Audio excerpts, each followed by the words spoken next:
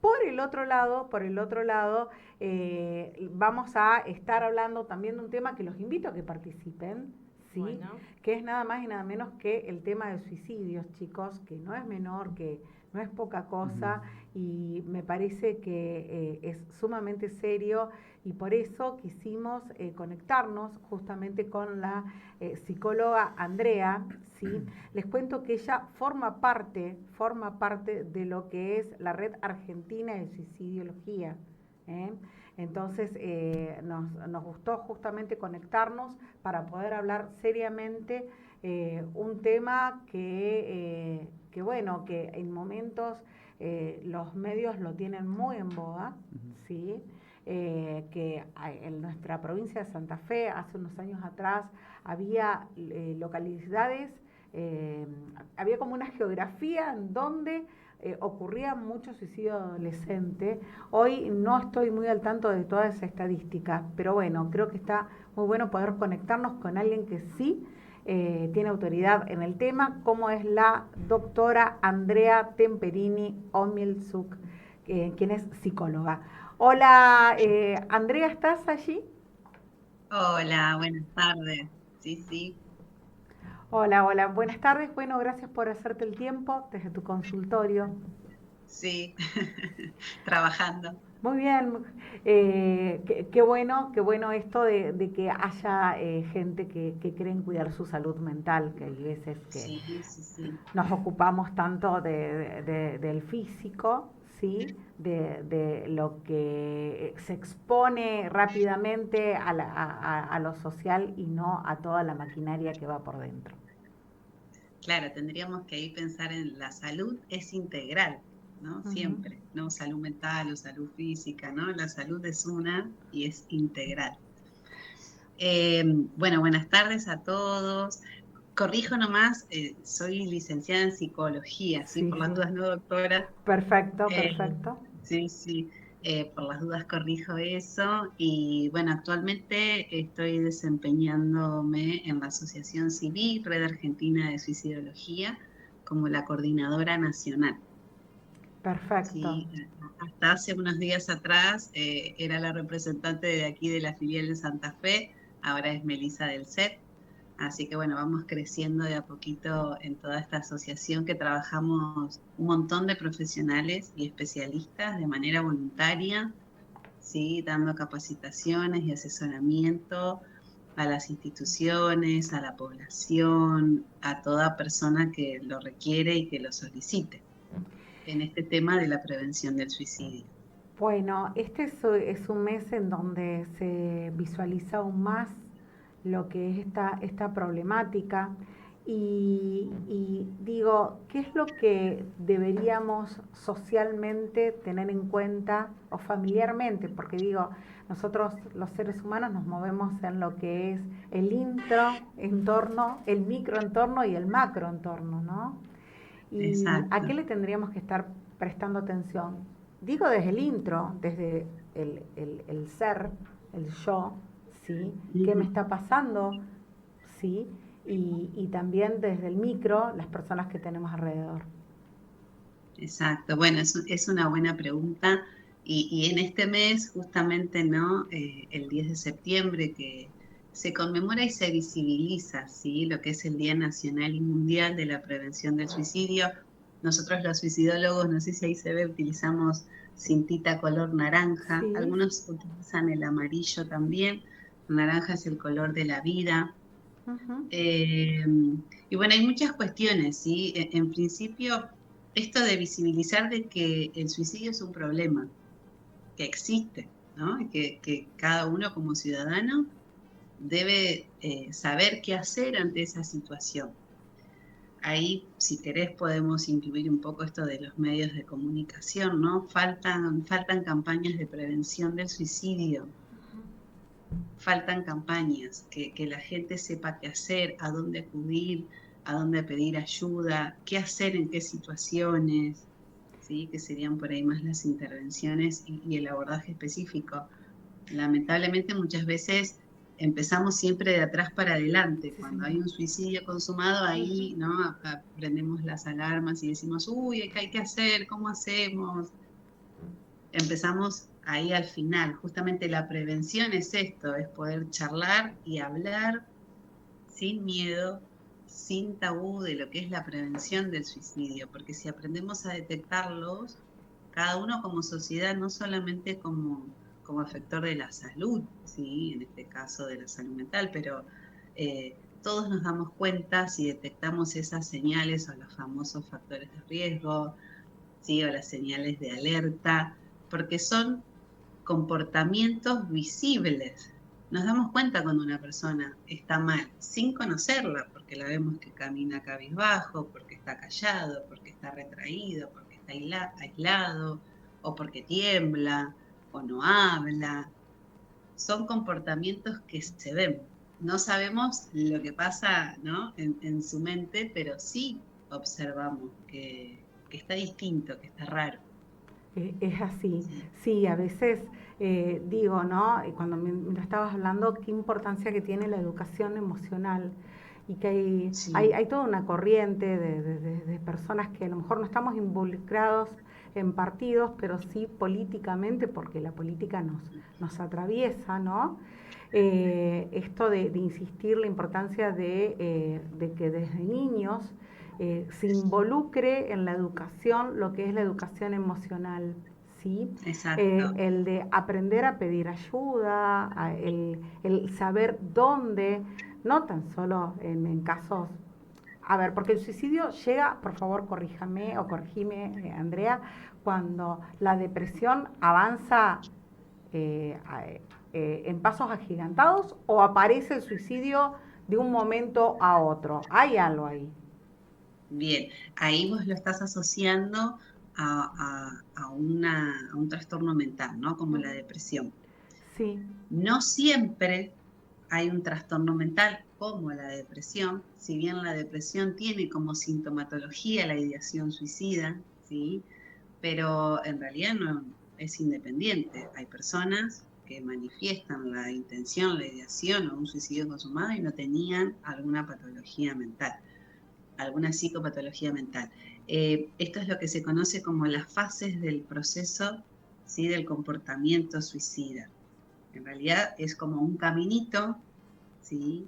Que la persona va transitando diferentes fases que serían como una espiral que van y vienen, y en esas fases, ¿no? Es como que cada vez se va agudizando más la problemática hasta llegar, en principio, a una ideación, o sea, a un pensamiento que implique la muerte como posible solución, disfuncional, claro, ¿no? A los problemas. ujú, Pero para llegar a eso hay todo un proceso.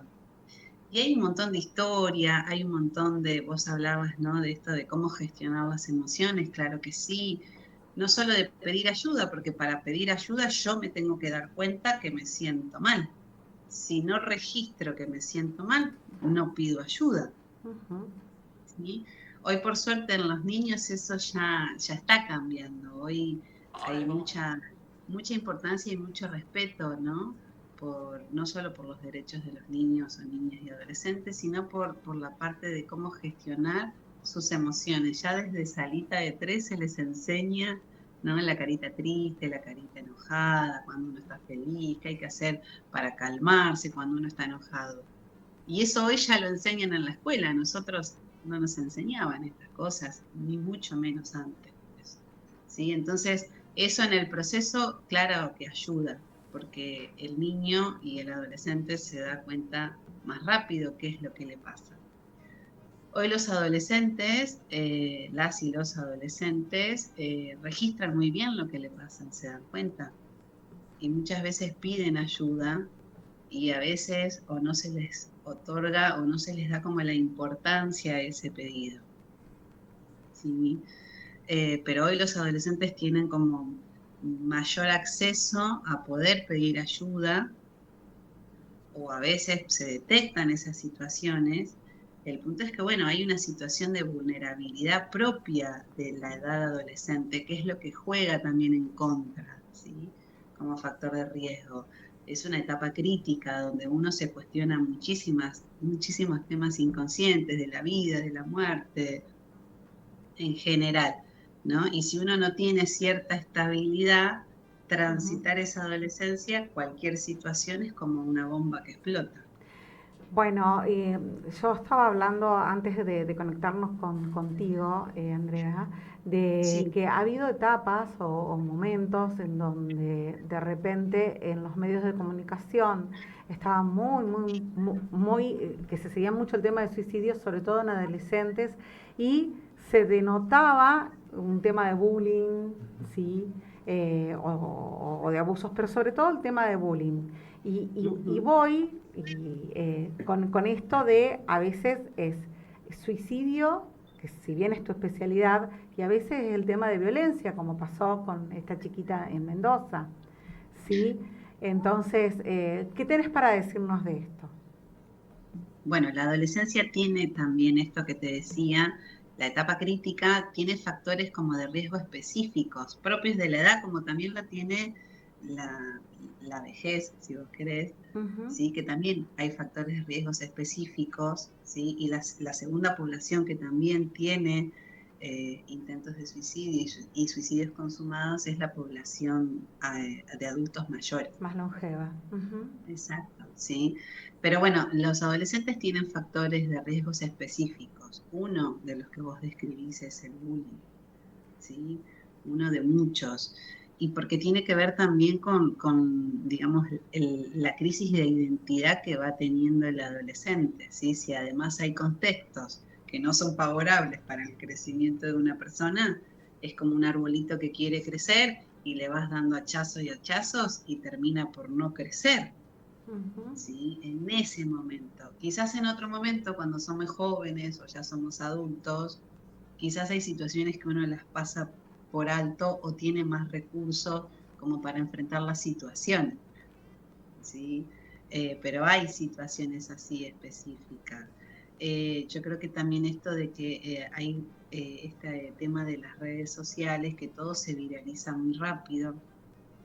Entonces, por un lado es una ventaja, pero por el otro lado es un riesgo también. Ujú. ¿Sí? El bullying que se puede hacer en los grupos de WhatsApp, en las redes sociales de los adolescentes, que los adultos quedamos ahí como ajenos porque no ingresamos, porque no sabemos cómo funcionan, ¿sí? Entonces es como un mundo desconocido que solamente lo manejan ellos. Y donde quedan vulnerables a un montón de Sí, miradas y digo, y sí, también cuantifican la cantidad de personas o de gentes que lo saben, lo ven o apoyan sí, lo que están diciendo y sí, digo, sí, también esto qué importante lo que trajiste del tema de que la otra población muy afectada es justamente la de los adultos mayores, ¿no? sí.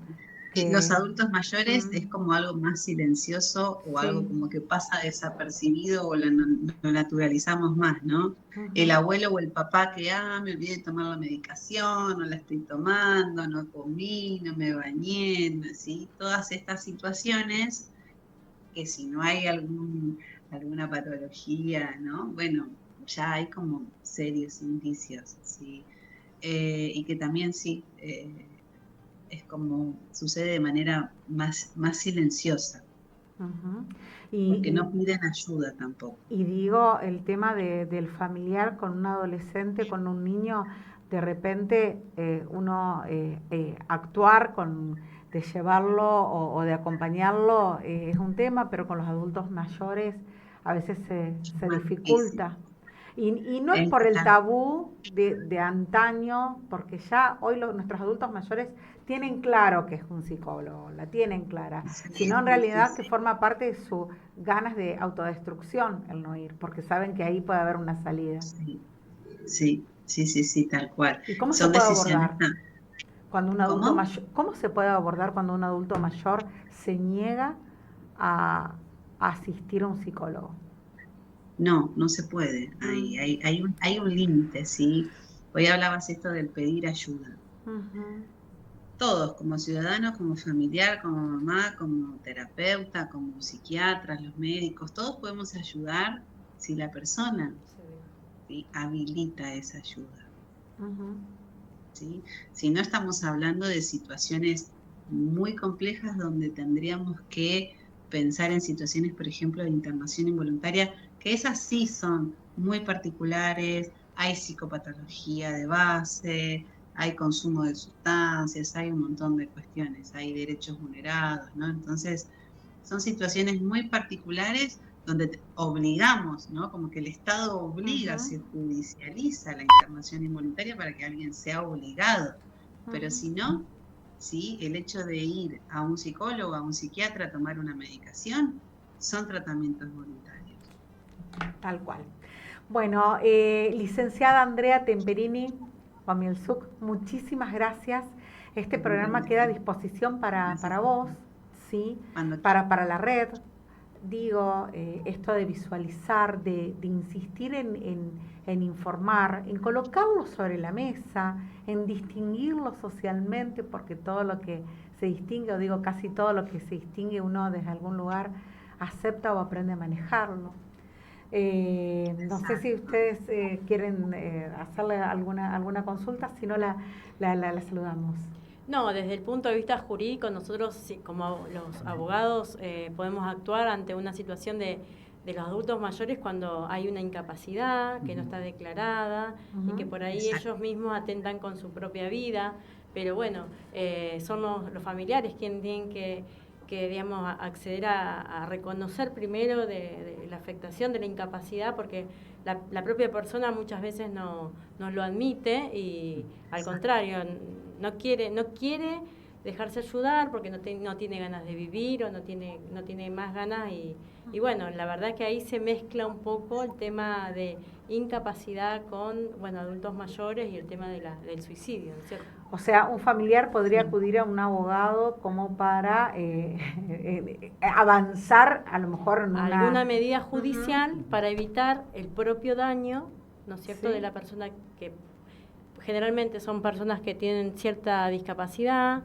o, bueno, algunos son con demencia senil o inicios de Claro, demencia la demencia senil. senil, sí. Entonces, los familiares obviamente pueden solicitar judicialmente una medida cautelar como para que se actúe en determinadas circunstancias. Sí, también más que nada pedir lo que es la tutela o la curatela también, mejor Claro. dicho, en estos casos, para las personas Sí. con la determinada incapacidad, también a los fines de cuidar a la persona tanto física como mentalmente y además también cuidarlo en cuanto a los actos de administración que pueda llegar a realizar con sus bienes y demás. Es un detalle también muy Sí, importante. Tal sí, cual. sí. Claro, claro. No sería para una situación específica de intentos de suicidio, ¿no? También Ujú. es propio de otras problemáticas que tiene el adulto mayor. Pero bueno, esto de declarar también, ¿no?, como incapaz a una persona, también obviamente hay que demostrarlo con estudios Totalmente. psiquiátricos, neurológicos, psicológicos, ¿no?, que conllevan a un CUT,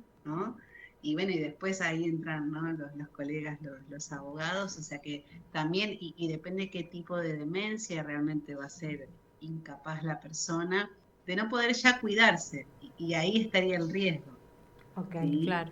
Pero tomamos siempre el suicidio, Ujú. tiene que haber un pensamiento intencional, o sea, yo elijo. Si esto es a causa de una patología, pero por un descuido no me estoy dando cuenta que estoy poniendo en riesgo mi vida, no sería un intento de Mm, suicidio, claro. Entiendo. ¿sí? Por ahí para diferenciar. Muy bien, muy bien. Muchísimas gracias nuevamente, Bueno, Andrea. Quedamos a disposición. Sí. sí, desde la red, cuando ustedes quieran, somos un montón de profesionales los que pueden por ahí ir colaborando con ustedes y poder ir teniendo estas charlas, toda la predisposición desde la red argentina de suicidología. Muy bien, muchísimas gracias y felicitaciones, ¿sí? Bueno, Por gracias. este nuevo desafío que veo que te gusta mucho. Así que Sí, bueno, un abrazo muy grande para vos. Muchas gracias. bueno, gracias a todos. Chao, chao. Gracias. Muy Gracias, buenas bien, tardes. estuvo con nosotros hablando específicamente del tema de suicidios, ¿sí? Andrea Temperini, Omiel Sub, psicóloga. Muy bien, creo